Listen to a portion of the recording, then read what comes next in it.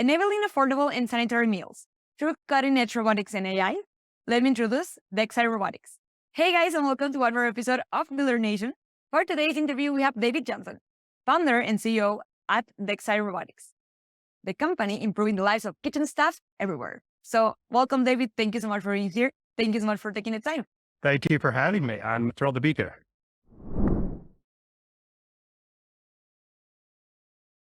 I'm a chef at heart, always enjoy cooking food and making delicious meals. And they say build what you love. So about 4 years ago, my co-founder and I were enjoying some excellent burritos, and we were wondering why we can't build a robot to make food without having people to do backbreaking labor themselves. So I founded the company, and I come from a robotics background. So I've been building robots for years and years and years. And we decided that we could do a better job of making delicious meals by having robot actually do the hard work. So our product is a robot arm, which can go into existing kitchens and prepare the same delicious meals that kitchen staff are already preparing today. Talking about the company, I know that you guys raised $6.7 million in equity funding. So congratulations on that. How was that process like? It starts with an idea, but even more so in robotics, I think the best advice I ever got was if you are thinking about starting a robot company, the best thing you can do is try and solve the problem any other way possible. So really, when we started the company, we tried to figure out how could we actually do this without using robots? Because robots are hard, right? They're difficult. It's not an easy thing to just have a robot that can actually work in a real environment. And so after we thought of as many different ways as possible to actually do the task, we decided that a robot was really the right way to allow chefs to be more productive. So in order to actually start a company, it's not enough to have a good idea. It's not enough to have explored all the different ways possible. You have to then go and show a proof of concept. And then you could go and approach investors and really show that we can turn this into a product. For all the listeners out there, if you're thinking about raising money for a robotics company, it is definitely very challenging to make that transition from, hey, this is a cool demonstration. This is a cool idea into something that's actually a product, which makes a difference and can make money. A great point of view. Yeah, it's not only the idea, sadly. I wanted to ask about Alfred. Can you introduce it to us and maybe talk a little bit about it? Our philosophy, and you mentioned this in the intro, which I think is really important, it is improving the lives of kitchen staff. So we think of our customer as the chef. So first off, you want something that can work in the operation. You want something to really make money. But most importantly, the chef has to really want to use the product. So it's got to make their life easier. And so what we created then is what we think of as smart appliance. It may be a robot arm moving around and very different from a lot of appliances that you think about. But at the end of the day, fundamentally, it is an appliance like an oven or a dishwasher that does a task that you used to have to do by yourself. But the robot can do a lot of tasks, which is really the cool part about having a robot that you could put in a kitchen. So it is an arm that uses utensils, and it has a camera so it can actually see the world around it. So the arm sits on a counter, exactly like you would imagine if you put a mixer or something like that down on the counter. And then it is able to look with its camera and see what's in front of it. It has a number of different functions that the chef can use. So let's take an example of making a salad. In order to make a salad, the robot has to be able to get a container. So it has to be able to pick up a bowl to put the salad in. The robot is able to pick up bowls using a suction. And then it has to assemble the meal. One of my favorites, which is a chicken Caesar salad. So every good chicken Caesar salad starts with romaine lettuce. So the robot looks at the camera, it sees the romaine lettuce. It goes and picks up a pair of salad tongs because we have to satisfy food safety regulations. And you use a different utensil for every ingredient. Uses the tongs, picks up the right amount of lettuce, drops it in the bowl. And because the robot has a scale where it's holding the bowl, it knows exactly how much lettuce it placed in the scale. And if it didn't get enough, it'll get a little more. Next thing you do is you have to go get the chicken and repeat the same process with a different utensil, of course. Then you pick up the croutons, and then you pick up the shredded Parmesan cheese. And then there you have it. You have a chicken Caesar salad, which the robot then will drop off on a shelf for the customer to pick up. So it's really designed to be incredibly simple. The only thing you need to know is the recipe, and then the robot takes care of everything else. Wow. I can't believe we have reached this point in technology. And every time I have an interview, I cannot believe that we're at that point. It's fascinating because the whole idea is that it should be so simple, right? It doesn't have to be complicated. And we can allow the computer to do so much more of the thinking, and the user experience or that product design is really so important. I mean, now that you're describing step by step, I think that yes, it sounds easy. So talking about the technical challenges, I would like to ask you, what was the hardest one and how did you solve it? That's a great question. I think you have that insight there when you say you have to think about the tasks. And that's really how we think about the robot, is really what tasks it has to do. And you can separate the entire recipe into a set of tasks. The hardest task that we had to do is actually getting the robot to pick up its own utensils. It turns out that's incredibly hard because food safety regulations say that the utensil has to stay at the correct temperature because you don't want bacteria growing on it, or you don't want anybody to get sick. And the way we solve that now is we always keep the utensil in the food. But that means as the food level changes, as the robot serves more food, the utensil is going to move. It's not going to be in the same spot all the time. And if it's anything that robots hate, it's dealing with things that change, uncertainty. And so we actually had to use reinforcement learning to have the robots try and pick up the utensil over and over and over again. And eventually it learned what the best strategy was to pick up the utensil. And it learned things that actually seem so wild when you think about it. It actually sort of wiggles and moves its way around as it goes to pick up the utensil, and then figures out how to get it out of the container and so on. And we didn't program any of that. It actually created that strategy on its own, which again, it goes to this point when you say, where are we today? Technology, how is it that robots are actually learning how to solve these problems? And really, it turns out that's the best way to do it.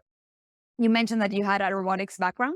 So, I mean, being the founder, how close are you with the engineering team? I'm pretty sure that you're there like 100% of the time. I do. I think that the product side of this is very, very important. As a founder and the CEO, you have to do many different, there's so many demands on your time. But at the end of the day, the most important part of the company really is the product. And you have to be product focused, as in, we need to make this a delightful and a magical experience for our users. And it's really a magical experience, I should say. Automation is something that you really have to experience. And maybe a lot of listeners have, used a Roomba or some other product like this, where once you had a task that you used to have to do something, and now you can just press a button. It's truly a magical experience. So you survived the pandemic. How was that like for you? Did you have any challenges talking about procurement or supply chain? The pandemic was a very transformative time for us as a business. As you can imagine, there was tremendous changes in how kitchens are staffed. So just from the business side, absolutely dramatic in terms of the demand for the product and what our customers wanted, because they're shifting their demands on how to respond and how to change the behavior in their kitchens. And automation offers them a tool that they just didn't have before. It was definitely a very strange experience at the beginning of the pandemic to be going into kitchens, and then all of a sudden their whole operation just completely changed. But eventually we adapted, and for a while there, we all brought robots home, and we had robots in our houses that we're trying to get them to work. Eventually we came back into our own test kitchen. But I would say that the biggest change that we had was just like the almost overnight transformation of our customers. They were really doing things just completely different than what they were doing before. So how hard it is to change the workflow? They have to adapt to something completely new. It's a challenge. We call them existing kitchens, and an existing kitchen has all sorts of quirks. And one of the really nice things about the robot as an appliance is that it just has to sit on a counter. So the only thing that we need is a power outlet and the internet. And believe it or not, in an existing kitchen, the hardest part is the internet. Like, it used to be a kitchen just needed power and water. And now all of a sudden you have to say the internet is this third utility that they weren't thinking about previously. So that really is actually our biggest challenge, is getting a robot connected to the internet, which it sounds almost cliche, but it really is the hardest part about putting a robot in a kitchen. And the nice thing about these robots today is they're much smaller. It's not the robots that you think about in an automobile manufacturing plant or something like that. It's much, much easier to put them in places like kitchens. One of the last questions I wanted to ask you, David, what will you say are the next steps for the company? We're not stopping until we have a robot in every kitchen. And I think that's important because you and I both, we have kitchens at home. We should be thinking about, like, this isn't a technology that should be kept inside of a commercial kitchen. It's a technology which should be in every home, right? And that you can have your own sous-chef, which helps you prepare delicious and healthy meals. We've got a couple of steps before we can actually get robots in the home. And the near-term next steps, I would say, are teaching Alfred more skills in the kitchen. so that it can do even more things, everything from operating ovens to grilling, saute, many, many different activities that we don't support right now, but rapidly teaching Alfred how to do more and more things in the kitchen. I cannot tell you how happy I am to hear this, because whenever I watch Alfred operating, I was like, oh, I wish Alfred could be at home as my sous-chef. I was actually thinking that. So it's great to hear that from your perspective. Where do you think the future of the industry is going? I think that we're going to just see more and more technology that's going to aid chefs and to make their jobs easier and make them more productive. We see a lot in digital tools that help you keep track of orders so you know what you're making. The same thing. You want appliances which do more of the work for you. So they're smarter. You don't have to think about programming the oven. The oven automatically does the right thing. You don't have to worry about assembling meals because you can have Alfred do the assembly for you.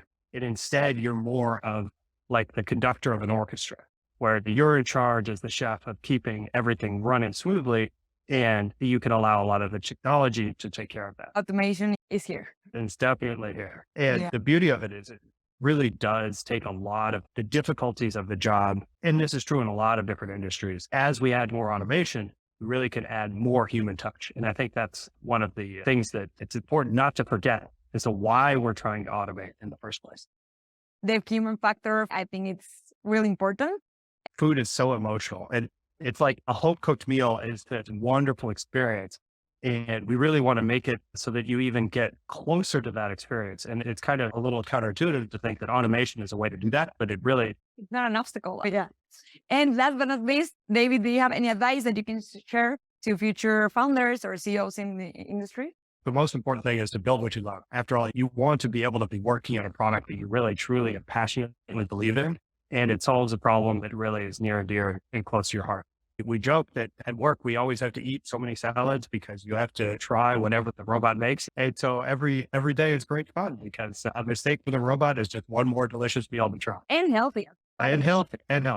Well, we also do ice cream, we make steak. There's so many things. Lately, we've been building a lot of salads. Thank you so much, David, for being here, for sharing your experiences with us. Do you have any social media handles? Where can people find you or the company? Dexai.com. That's the best place to find us. And you can also find us on LinkedIn and on Twitter. Looking forward to connecting, and please feel free to reach out with any of your favorite recipes or what you'd love Alfred to make next. I will start doing that myself. So thank you, guys. And remember that you can also find more information, interesting articles, interesting interviews, just like this one with David, directly on our website, ControlHub.com/builder-nation. We would love to hear from you. And once again, David, thank you so much for being here, for taking the time, for talking about the company and sharing all of your experience. Thank you.